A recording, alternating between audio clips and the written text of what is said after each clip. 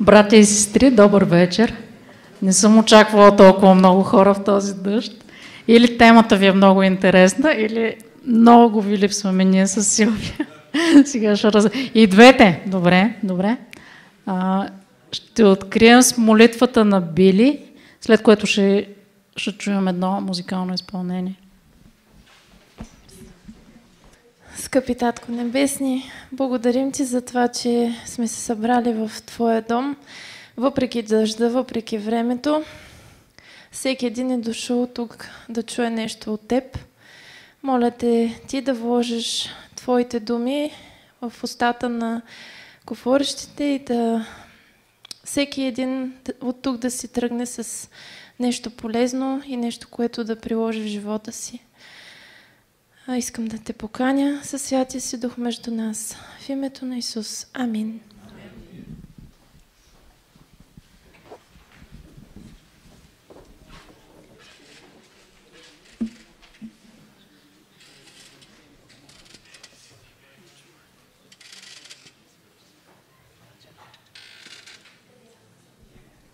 Ще чуете така популярната песен "От тебе всеки час" под аранжимента на нашия любим Веселин Василев. Приятно слушане!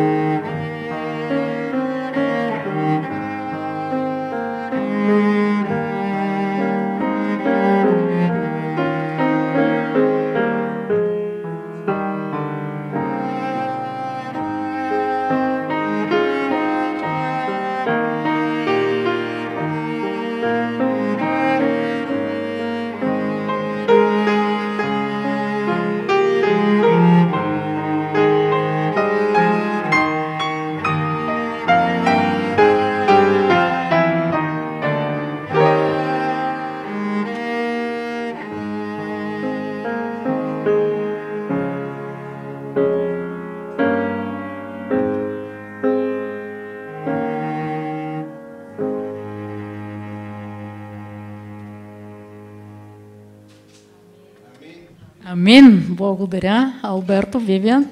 Чудесни.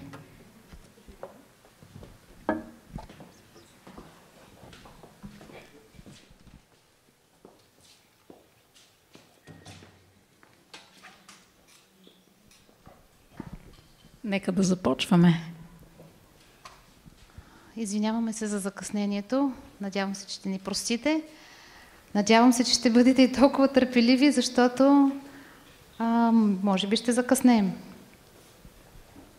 Защото започнахме по-късно.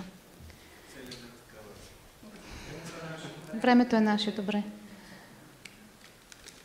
Какво ще кажете, ако ви предложа това?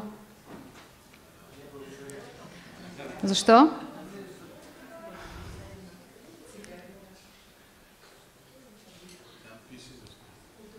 Тютюнопушенето причинява мозъчни удари и увреждания. Има страшни снимки тук. Да, цялото общество, на всеки е ясно, дори на пушачите е ясно, че това нещо е вредно, нали? Какво ще кажете, ако ви предложа това?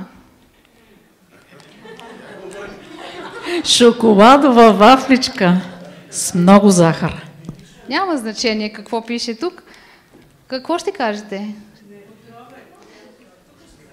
Не. Може би 5 до 10% ще поискат да прочитат какво има вътре, останалите просто ще го вземат. Дори на това се прави реклама, нали така? Годжи бери има вътре, моля ти се. Няма значение, че има годжи бери. Добре, ако изям една вафличка, ще ми стане ли нещо? Освен хубаво. Освен, че ще ми стане хубаво, ще ми стане ли нещо? Ще ме разболее ли това? В момента не. Ако изпуша една цигара? Каква е разликата? Каква е разликата? Да, това е провокативен въпрос. Проблема е там, че не можем с едно, нали? Аз няма да се пристрастя с една цигара, няма да се пристрастя и с една вафла. Проблема е обаче, че ако продължавам с това и ми харесва, дългосрочен план ще ми доведе проблеми. И сега Гери ще ви разкаже какви са тези проблеми. Аз първо да успокоя аудиторията, че Силвия не пуши. Не пуши, Силвия. Държи изкъсо. Дори да е дирижирала хора преди 1 час, не пуши. Сега за вафлите малко по-късно, за тахана по-късно, всичко ще си каже. Да. Да успокоя и хористите. Аз знам, че не ви е лесно с нея. Въобще. Да ви кажа, за толкова много години не съм чула нито веднъж да изпее поне 1 тон фалшиво. И това в началото ме депресираше страшно много. За инсулиновата резистентност трябваше да говориш. Точно, те нещата са свързани. И преди 2 дни го споделих това. И тя каза, не е верно, когато съм с ларингит, пее фалшиво. Извинявайте, ма какво оправдание е това? Кой пее първо с ларингит? Или ларингит няма значение. Така че за всички останали хора, които сме нормални, не се притеснявайте да не закачите някой тон, да не ви излезе, да е леко фалшиво. Това не е проблем. Не е проблем, нали? Проблем е, ако тя дирижира една песен, а вие пеете друга. Това вече е проблем. Разбрах, че утре имате репетиция и ще бъда с вас. Ще мисля за вас. Така. Сега ще ви дам, нали, говорим за инсулинова резистентност, повече нищо за пеене няма да говорим. Сега ще ви дам един пример, който мисля, че ще запомните и след това ще пуснем едно филмче за инсулиновата резистентност, кратко, анимационно, 2 минути. И много се радвам, че Теди е тук, защото аз съм сигурна, че ти имаш 4 деца, 100% поне едното е било злоядо. Не! Има ли някой с 5 деца? Има ли някой, който е имал злоядо дете? Чудесно! Добре, всички знаете какво е злоядо дете. Добре. И сега си представете, че трябва да нахрани... Наистина ли като един... Браво, Теди, браво. Слава на Бога, да, чудесно. Значи, добре. Имате едно дете, което не е злоядо, като едно от 4 на Теди. И ако трябва да го нахраните, когато е мъничко, да дадете някое пюренце, представете си следното нещо. В едната ръка държите лъжицата с пюренцето, в другата ръка държите едно самолетче, правите фил, то отваря устата, лъжицата веднага е сложена в устата и историята е приключена. Обаче, когато детенцето е злоядо, това самолетче става 1, 2, 3, 5, цяла ескадрила, правят лупинги с фредили, всякакви номера изпълняват, обаче тази уста не се отваря. Разбирате ли? Най-накрая успявате да пробутате една лъжица. И сега, ако... Моля, сега след 1 час, може и след половин час, както и да е, ако си представите, че самолетчетата е инсулина, а лъжицата ви е глюкозата. Разбирате ли какво имам предвид? Когато човек има инсулинова резистентност, за да навлезе глюкозата в клетката, му трябва много повече инсулин, отколкото ако няма инсулинова резистентност и му трябва едно самолетче, не цяла ескадрила. Добре, момент, преди да пусна филма, сега вие ще разберете какво е инсулинова резистентност, вижте каква хубава картинка съм ви сложила. Там пише бавна смърт. Обаче преди това, тук има една графика, тя е съвсем реална от... Да.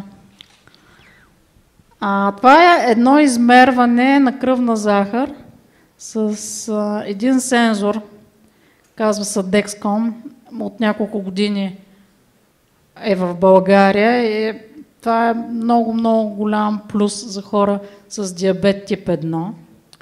Аз реших да си го сложа, не защото имам инсулинова резистентност, нали, както е видно нямам, просто за да видя как работи, беше ми много интересно. Сензора се слага на ръката или на кръка, нали, при по-малки деца и на всеки 5 минути ви цъка каква ви е кръвната захар. Нали, на едната картинка се вижда, тук сме в отпуска, нали, иначе не закусваме толкова късно, обаче долу пише 8, 12, 16, а пък в червената линия е 3,9, жълтата е 14. Искаш ли да ги покажеш? Нали? Става дума за дясната картинка. Не, по-добре наистина да ги покажеш. Виждат ли са? Така. И, нали, какво се вижда? Аз се събуждам с кръвна захар някъде към 3,9. Моля? Почти умряла. Не, съвсем добре се събуждам. След което отиваме да закусваме и тази кръвна захар се вдига, да кажем, на 6 и нещо. И през цялото време кръвната ми захар е около 5. Нали, това, което виждате, 5,4, това е кръвната захар, средната за тези 12 часа. Сега, аз се оказах много лоша лабораторна мишка, защото бях решила да видя колко ще ми се дигне кръвната захар с ориз, с картофи, с хляб. Какво ли не ядох? Обаче аз не можах да постигна нещо повече от 7. И то с много картофи, ориз и хляб. И това число се задържаше не повече от половин час. След това веднага падаше. Така, при човек с инсулинова резистентност тази девиация в кръвната захар ще е много по-голяма. Значи той като си хапне, примерно, такива сложни въглехидрати, като картофи, ориз, хляб, няма да му се дигне на 7, може да му се дигне на 10, на 12 и така нататък. И няма да му стои там половин час, ще му седи, може би час и половина, 2, нали, докато започне да пада. И искам да обърнете внимание, малко по-късно ще се върнем след 4 часа, след 16 часа, има един спад. Виждате ли го? Кръвната захар отива пак към 3,9. Това се дължи на една физическа активност, в случая плуване. Малко по-късно ще се върнем, за да ви кажем как физическата активност влияе върху инсулиновата резистентност. И сега да пуснем филмчето, само че може би трябва да загасим лампичките. Вижда ли сега? Hey, Belly. Tell your boss that I just arrived. Hey, show a little respect, you little thing, okay? To you, I'm Mr. Stomach. Whatever you say, Mr. Little Belly. Hey, boss, here's a sugar that says he wants to talk to you. Is it true?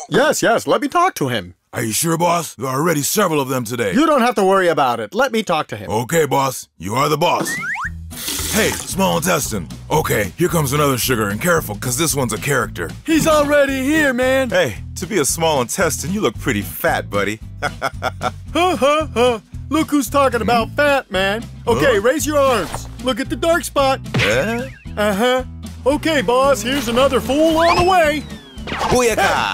Hey, finally. Come, let's get on with it. We don't have much time. Chop, chop. Oh, we're looking forward to it. What will you want? More cortex or more frontal lobe, boss? Lobe, goat. Go for the lobe. Are you ready, boss? Here we go. Enjoy it.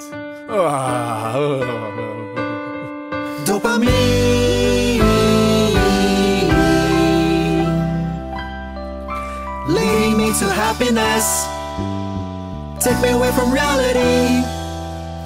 Dopamine makes me fly as high as I can. Zoinks! Our time is up. That's it. Go. I have to keep working. What? But if I haven't finished, boss, where the heck do you want me to go? I don't know. To the liver, for example. What? More sugar? Don't they see that I'm so full of fat, for God's sake? Hey, Pancreas Daddy, release insulin, my man. I'm releasing to the limit, but it doesn't want to hear me. It seems to have some resistance. So nice. And so, we're sitting all day on the computer, aren't we? Well, no way. To the storage. Oh, God. And now where the heck am I? Welcome to the abdominal fat deposit, my friend. Nobody wants us here, and yet nobody takes us out.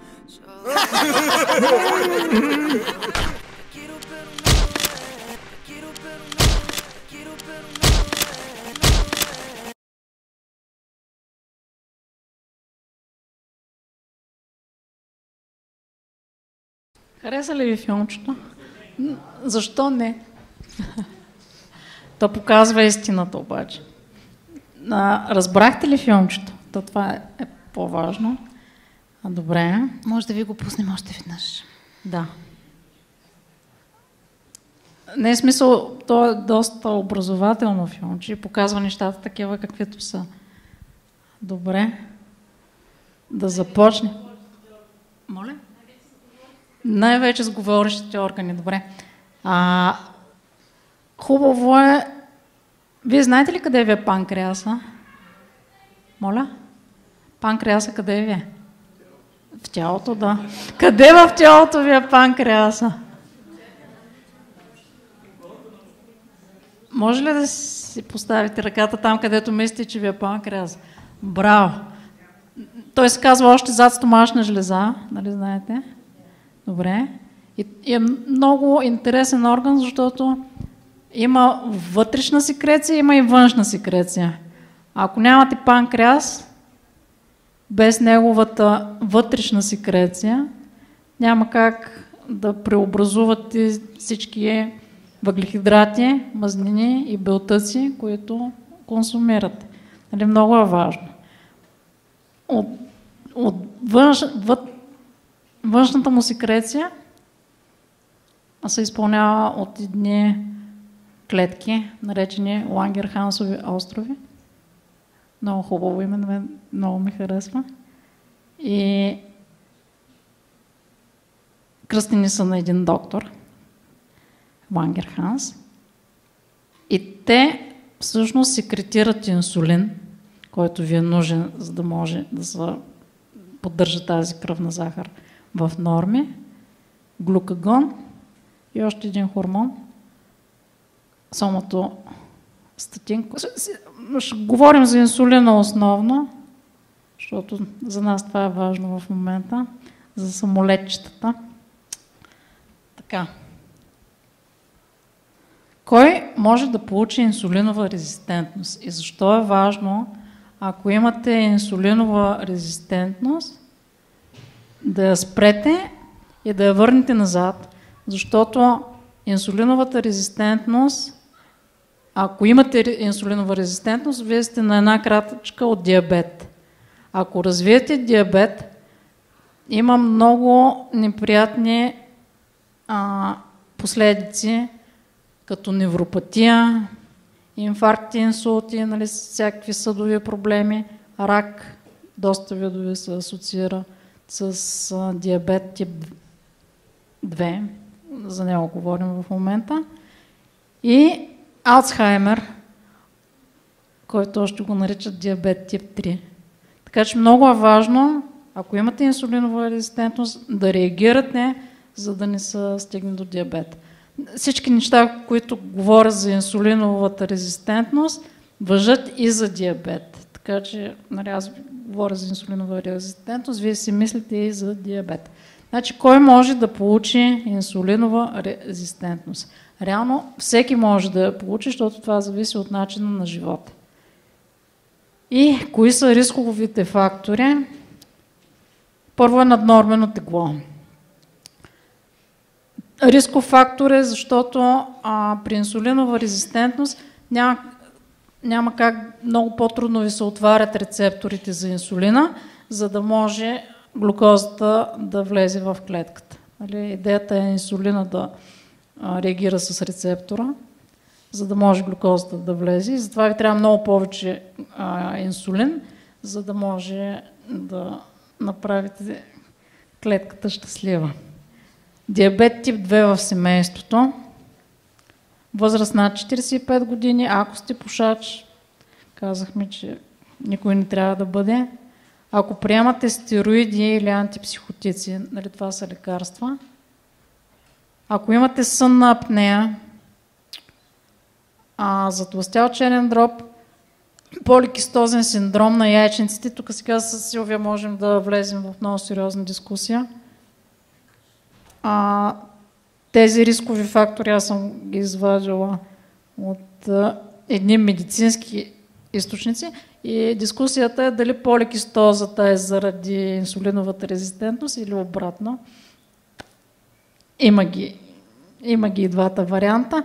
Къшинг, това е едно заболяване.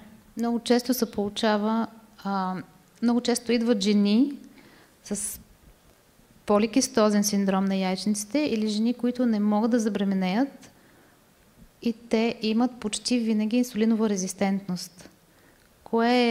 Няма как да спорим кокошката или яйцето е първо, но тези двете неща наистина са свързани. Добре. Вижте каква хубава картинка съм ви сложила. Специално избирах в лилов. Да. Добре. Още една много сладка картинка. Вчера беше Николден. Малко сме закъсняли с един ден. Обаче, понеже празниците наближават, после има Бъдни вечер, Коледа, Нова година, Йорданов ден, Иванов ден и така нататък. Искаш ли да кажеш за статистиката? Трябва да се внимава, хора. Празниците наближават. Лошо, че ми се пада тая част на мен. Статистиката показва, че по време на тези празници, когато обикновено се събираме на трапезите, всеки покачва между 1 и 2 килограма, които после не се смъкват. Може и повече. Казах между 1 и 2 в по-добрия случай. Да, наистина, ние се преместваме от трапеза на трапеза в тези дни, когато се виждаме и е нормално да общуваме с храна, но статистиката показва, че тези килограми, които наддаваме, защото не се движим много по време на тези празници, се надават тези килограми. Сега си помислете, че в течение на години, да речем 10, 20, 30, няма да казваме нагоре, какво става с натрупването на тези килограми. Значи за 20 години това са средно между 20 и 40 кг над. И сега, затова казах, че лошо, че на мен ми се пада тая част, защото ще си кажете, те сега прикалиха, забраниха и сладкото съвсем. Не сме го забранили. Вижте, ние не сме крайни. 2-3 пъти в годината може да си позволявате.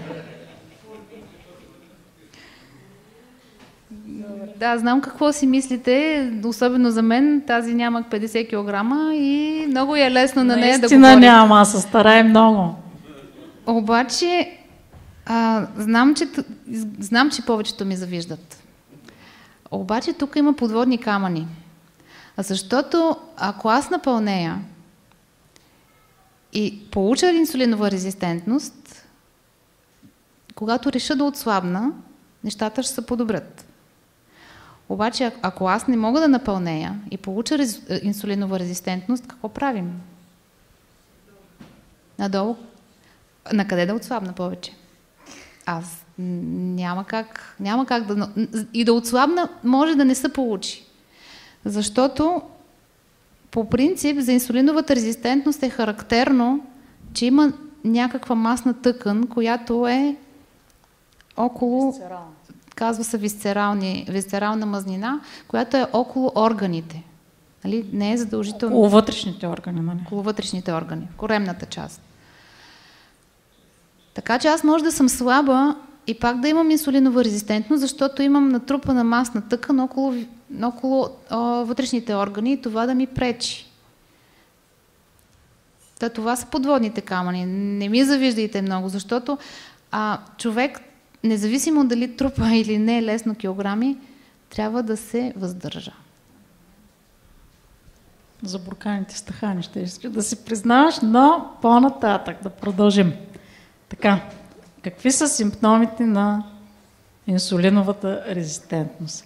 В началото те са никакви. Обикновено се хващат при някакъв годишен преглед или ако на вашия лекар нещо му е направило впечатление. Обикновено човек няма симптоми, когато има инсулинова резистентност. Той си живее, наслаждава се на живота, яде си вафлички с годжи бери, и без годжи бери. Аз, между другото, направих...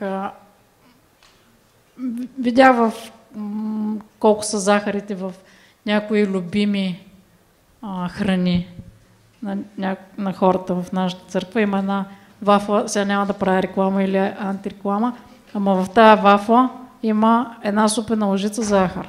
Нали, вие като изядете само една вафла, не знам дали се минава само с една вафла, вкарвате прекалено голямо количество захар. Също така има едни зърнени закуски на доктор Келог, които знам, че са хит. Обаче няма нищо общо с зърнените закуски на доктор Келог, когато той ги е измислил, защото той е бил много иновативен и е направил много добри неща и относно хранене, и относно двигателна активност. Когато бяхме с Силвия в Щатите, бяхме в Батъл Крик и там имаше много... Ние направихме тема. Затова имаше изложбена зала, в която се виждаха се много негови иновации. Той е бил много идеен човек и много добър хирург. Имаше... Невероятен е бил. Така, в сегашната закуска на доктор Келог, като го изпратите детето на училище, вие го пращате с между лъжица и половина и 2 лъжици супени захар. Нали? А това, което се случва, е, че кръвната му захар прави много висок скок, много бързо и след това много рязък спад. Нали? Това не трябва да става. Сега, единственото нещо, с което аз след като се борих с този сензор и исках така, в крайна сметка да вдигна някаква кръвна захар, единственото нещо, с което вдигнах кръвна захар 8 и казах, ето и аз съм нормален човек, беше едно грозде на гладна брестовица от съседите. Много хубаво. Може, над половин кило беше, със сигурност. Така хапнах си го и кръвната захар стана 8. За съжаление, след половин час пак падна. Казах, много лош опит на мишка съм. Специално за това. Обиколката, това е обиколка на талия при мъжете, да се върнем на симптомите. Над 101 см за мъже, над 89 за жени. Кръвното налягане над 130 на 80. Нали, те критерии могат да не са всички покрити, обаче не трябва да ви светне лампата, особено ако кръвната ви захар на гладно отиде над 5-6. Сега аз много добре знам, че в момента в лабораториите границата е 6. Даже да ни кажа, че е 6,1 или нещо е такова. Моля, 6,1, да, зависи от лабораторията. Обаче, реално, ако е над 5-6, нали, не еднократно, ако измерите няколко поредни сутрини на гладно и е над 5-6, трябва да ви светне лампа. 2 часа след нахранване трябва да, ако е над 7,8 милимола на литър, има едно много хубаво изследване, което може да се направи. A1C, или това е гликирания хемоглобин. Тук стойността дадена в проценти между 5,7 и 6,3. Ама идеята е, че ако е в милимол на литър, ако там е над 6,2 милимол на литър, това пак е червена светлина. И ако някой излъже, че не яде сладко, в гликирания хемоглобин всичко си проличава 1 месец назад. 3 са месеците и там няма лъжа измама. Едно време така ги хващаха хората, които искаха да изкарат примерно телк за диабетици, защото ако изядеш една лъжица захар и отидеш да си измериш кръвната захар, тя може да ти е 15 и 20, само че този показател гликиран хемоглобин няма как да излъжиш за него. Може ли да е обратното? Кое да имаш нормална кръвна захар и да имаш инсулинова резистентност? На границата кръвна захар. Трябва да се измери, трябва да се имат всичките тези. А трябва ли гликиран хемоглобин да има задължително? Трябва да има гликиран хемоглобин. Ако се измервате за инсулинова резистентност, трябва да си... Ако трябва, дори може да се направи натоварване с глюкоза, което е едно изследване, което вече ще уточни всички процеси, които се случват. HDL, това е добрия ви холестерол, който, ако при мъжете е под 1 милимол на литър, а при жените под 1,3 милимола на литър, пак е симптом за инсулинова резистентност. Значи това е холестерол, който трябва да държите по-нагоре. Така. Има ли някакви въпроси до момента? Освен, че филмчето ви беше интересно, видяхте, нали, допамина, колко приятно нещо е и колко бързо става с една вафла. Какво всъщност представлява тази инсулиновата резистентност е, на прост език, това е невъзможност на тялото да поддържа правилни нива на кръвна захар. Тоест той ги поддържа на нива почти пред, това се казва пред диабет. Нали? Глюкозата не може да влезе в клетката. Рецепторите не могат да познаят инсулина, за да може да вкарат той глюкоза в клетката. Доктор Ангелова.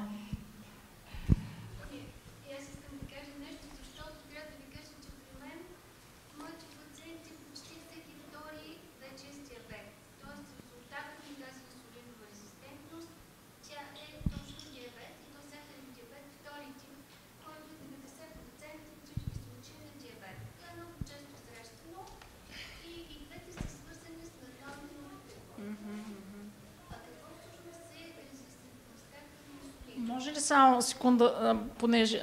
Значи доктор Ангелова казва, че всеки втори неин пациент е с диабет тип 2. Благодаря. Ами, значи инсулиновата резистентност означава, че рецепторите за инсулина, които имат всички клетки от нашето тяло, те са 37 трилиона, заедно с бактериите са 100 трилиона, но клетките са 37 трилиона. И всяка клетка, нейното гориво е глюкоза. И за да може тя да съществува, трябва глюкоза. Това е горивото. И за да може да влезе тая глюкоза, инсулина се свързва с рецепторите за инсулин на клетката и именно по този начин глюкозата влиза в клетките. Обаче, ако тези рецептори са блокирани и не могат да се свържат с инсулина, глюкозата стои висока. Точно както и на филмчето беше, значи все едно вие се прибирате вкъщи, искате да си отключите вратата. Обаче слагате ключа, там някой детенце е сложил клечки за кибрид. И вие не можете да се отключите, защото някой е сложил клечки. Кои са клечките на нашите клетки? Това са мазнините. И обикновено тя се среща при хората, които са с наднормено тегло. Защото мазнините са тези, които блокират рецепторите за инсулина. Благодарим на доктор Ангелова. И сега да видим какво трябва да направим, за да излекуваме тази инсулинова резистентност. Лечението, за съжаление, се корени в промяна на начина на живота. Има много източници и аз ще ви кажа и няколко неща, които на собствен гръб успях да проуча с този сензор. Значи, наистина трябва да се ядат много зеленчуци, плодове, които не са супер сладки, ядки и бобови. И сега, това, което на мен много ми беше интересно, ако ям една и съща храна, докато съм с сензора, обаче първо изям салатата, после изям белтъчната храна и след това изям въглехидрата, инсулина кръвната захар е доста по-ниско. Ако вместо първо да изям въглехидрата, тогава става много по-високо. Ако изям въглехидрата първо и след това салатата и белтъка. Да, защото явно се образува един доста добър филм, който не дава възможност за бърза резорбция на въглехидратите. Също така, понеже четох за ориза, много ми беше интересно, обаче наистина така се оказа. Ако вие изготвите ориз и го ядете веднага, пълнозърнест добре, в случая при мен беше пълнозърнест.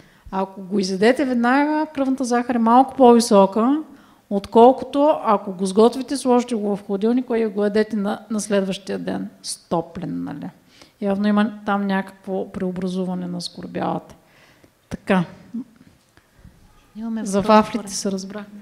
Отгоре има въпрос. Въпрос има, да.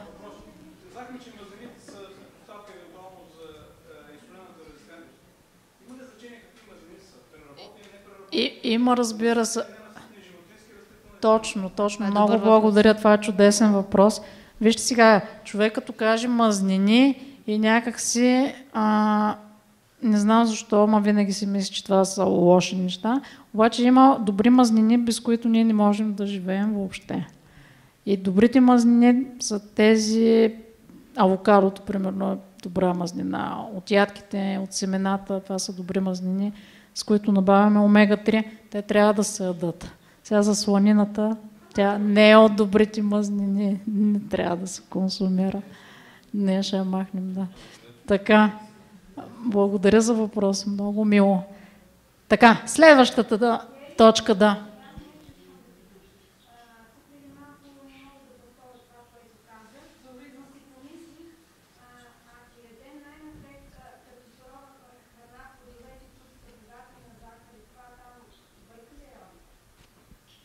Пак се вдига. Значи, за хора, които с инсулинова резистентност, ако ядат плода първо, пак кръвната захар ще е по-висока. Така че повече зеленчуци. Там трябва да се набляга на зеленчуците.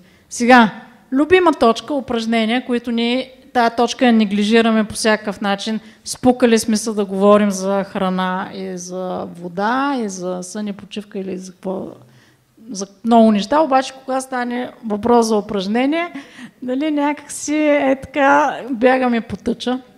И сега ще ви кажа защо няма никакво оправдание специално за упражненията. Тук е момента да благодаря на абсолютно всички хора, които се молят за мен, оценявам го много силно. Сега, повечето от вас знаят, че аз преди няколко месеца си счупих кръка. Все още очаквам да ми се даде някаква грамота, медал с купа, защото го счупих по един особено глупав начин. Просто мисля, че няма как човек да си счупи кръка като мен. И това, което се случи, е, че аз нали, лежиш на едно легло в гипс и почти няма никакво мърдане. Много неприятна ситуация. Съответно се обездвижваш. И колкото и да си рестриктирал диетата, защото аз я рестриктирах, това, което се получава от обездвижването, е, че мускулите стават на пихтия и започва едно натрупване на мазнини, независимо колко се пазиш. Нали? Пак казвам, не съм яла слонина. Добре. Така. След което обаче какво се получи? Трябва да се обърне този процес. Много неприятно, но беше това с гипса, както и да е.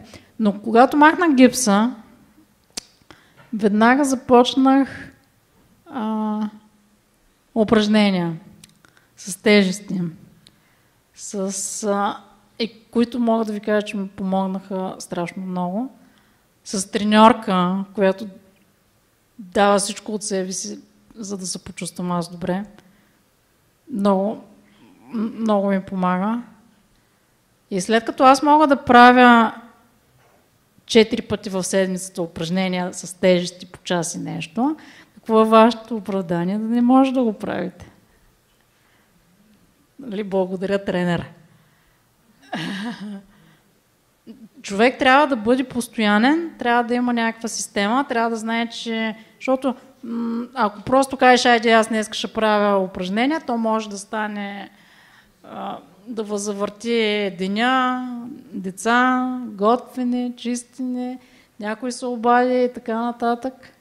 Просто трябва да отделите време и да го фиксирате, за да знаете, че от еди колко си до еди колко си нема пипа и аз ще правя упражнения.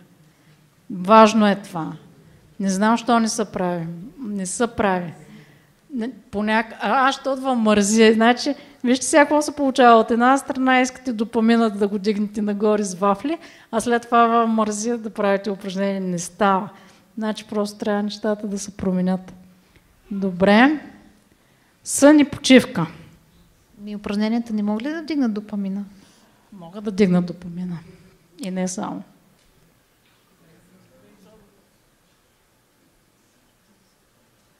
Сега Силвия ще обясни за упражненията. С упражненията се освобождава едни други хормони, които са серотонин, ендорфини и какво беше другото? Така, каква е разликата между тях? Допамина, окситоцин, да. Допамина носи временното удоволствие. Затова ние го търсим със сладкото. Защото ни дава изключително бързо голямо удоволствие. Обаче, другите хормони, които могат да дойдат с движението, те ни дават удовлетворение. Разбирате ли разликата каква е? Между удоволствие и до удовлетворение.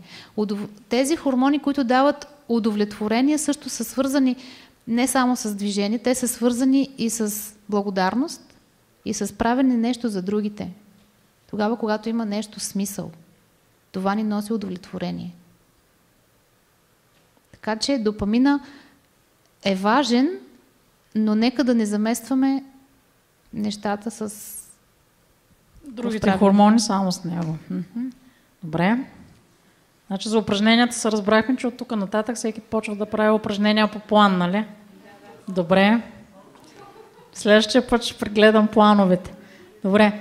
За сън и почивка съвсем естествено е, че и то между другото е доказано в няколко изследвания има, в които се показва, че ако вие не си легнете и не заспите и нямате качествен сън някъде към 10, кръвната ви захар се дига.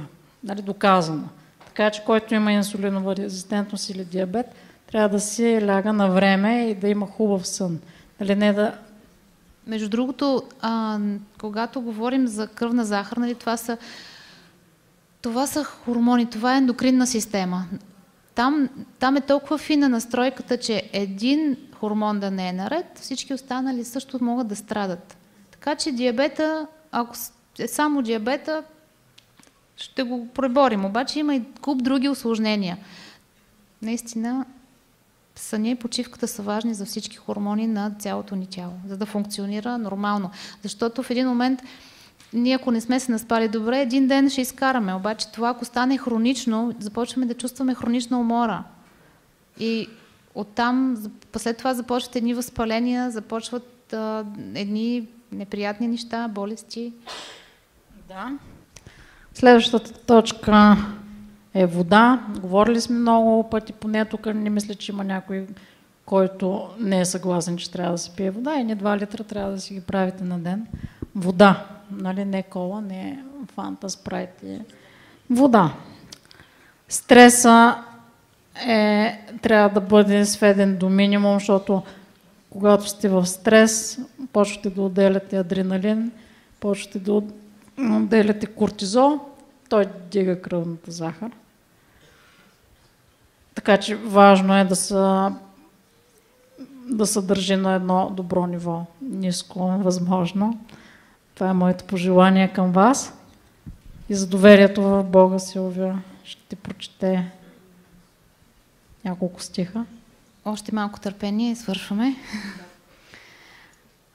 Ще прочете едни стихове, които съвсем наскоро ми направиха впечатление.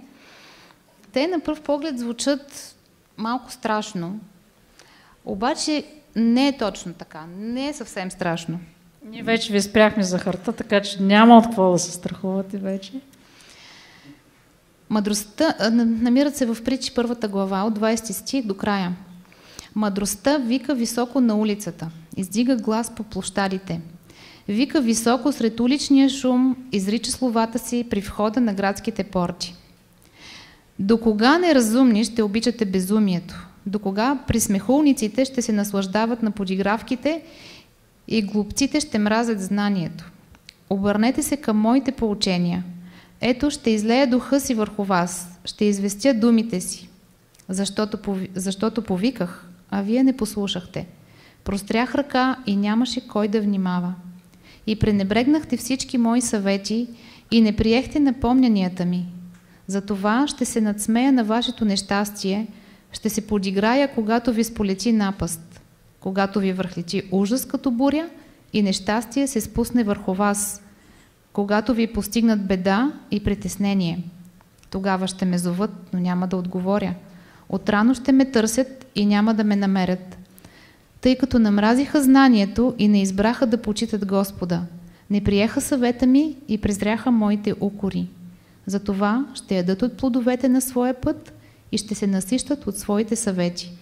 Защото неразумните ще бъдат убити от своето отстъпничество, а глупците погубени от безгрижието си.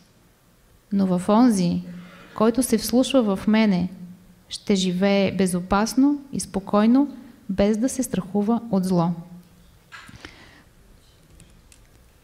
Господ ни е създал с тела, в които има закон. Те работят по някакъв закон. Той ни е създал да функционираме по един начин. Никой от нас не си купува кола, която кара на бензин и да й налее нафта, нали? Няма толкова... няма как безразсъден шофьор, да. Господ е казал, така функционира твоето тяло. Сега, аз казах, че тези стихове звучат малко страшно, защото едва ли не Господ все едно казва, сега сгрешили сте, ще си берете плодовете.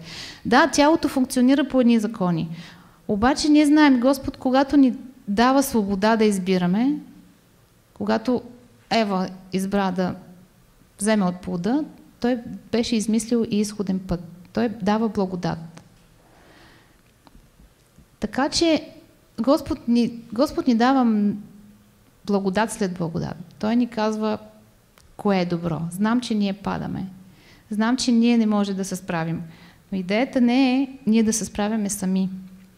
Тук идва не само доверието в Бога, тук идва и голяма част от нашето въздържание, нашата воля, която трябва да се подчини на Божията воля.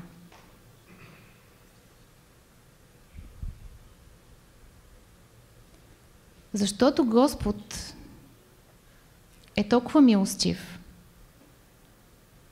В Псалом 103, 14 стих пише, защото Той знае как ни е създал и помни, че ние сме пръст. Господ знае, че ние нямаме сила. Ние нямаме сила да се преборим с нещата, които ни пречат. Някой може да има проблем да спре цигарите, друг може да има проблем да спре сладкото, трети може да има проблем да се движи и така нататък. Излиза тогава, че ние не можем нищо. Верно е. Ние не можем нищо сами. Но Павел казва, всичко мога чрез Христос, който ми дава сила. Там е ключа. Там е ключа в въздържанието и в доверието. Да можем ние да... Всъщност, ние казваме не мога. Обаче истината е друга. Дали искаме наистина, дали искаме да оставим нещо, което ни е любимо. Трябва да просто да сме готови да оставим това нещо, защото то стои на пътя на нашето здраве и на пътя на нашето послушание. Пожелавам ви да пожелаете толкова силно да следваме това, което Бог ни е дал, това, което Бог ни казва, за да можем един ден да бъдем победители, да можем всичко, което Христос може да ни предложи. Амин. В края ще се помолим с Деси.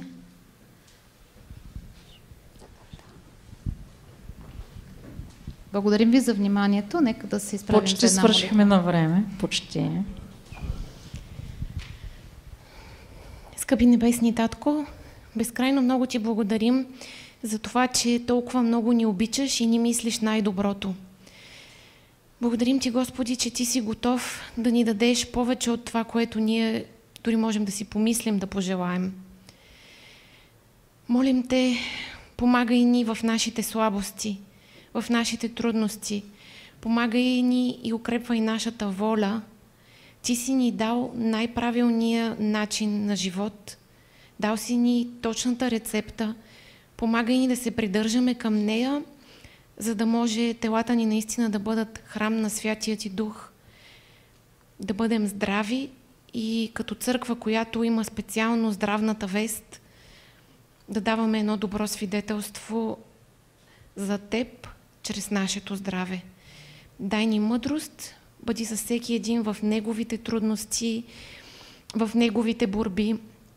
Дай му сила и помогни да усеща твоето присъствие и твоята подкрепа. Бъди през тази нова седмица с нас, която настъпва. Оставяме се в твоите ръце в името на Исус. Амин. Амин. Бог да ви благослови. Ви пожелавам приятна вечер.